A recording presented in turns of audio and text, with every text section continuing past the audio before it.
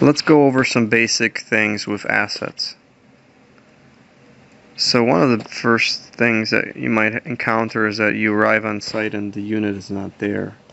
So let's say that's the case with RTU1.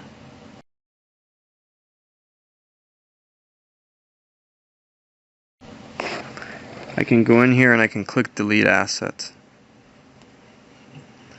This will delete it, and you can see that by it being crossed out. So that covers the first one. I can always go back in here and I can always click undelete. I won't be able to undelete after I sync, since that change will go over to the server, but if you don't sync, you can still undelete it if you did it by accident, so that's more of kind of a precaution there. So if I go back, here's my RTU1 again. So I can always go back to RTU1 here.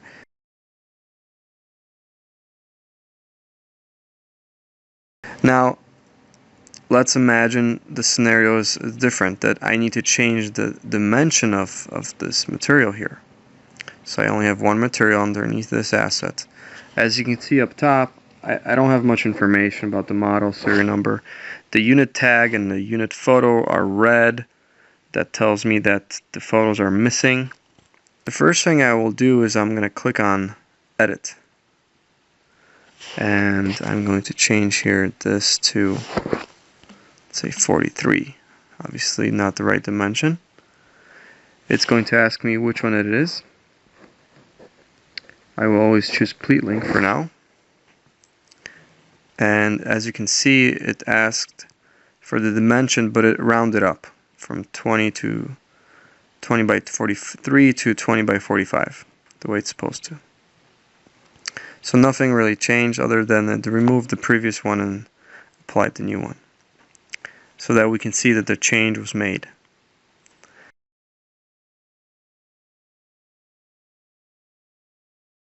If I wanted to add material, that's a whole different story, because right now it's asking for the asset information.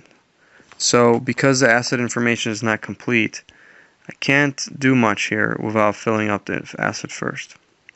So I'm going to click OK.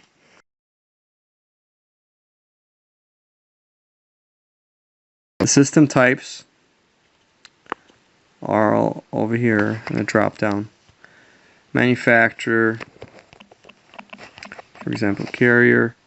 Now, sometimes you can't read those tags. Well, you're going to have to specify model not readable and serial number not readable. But if you can't read them, obviously put them in. But if it is readable, then it's good to have that unit tag, because it have asset collections. The unit condition is good. I don't have any recommendations. I'm going to hit save. And after the words, it then sent me over to the materials page. So I can specify I need 2 of, let's say, 20 by 24. It's PleatLink, and its depth is 2. Now I can hit save, or I can hit save and add. So save will add this material, take me back to the asset. But save and add will save this material and then send me over again to add another material.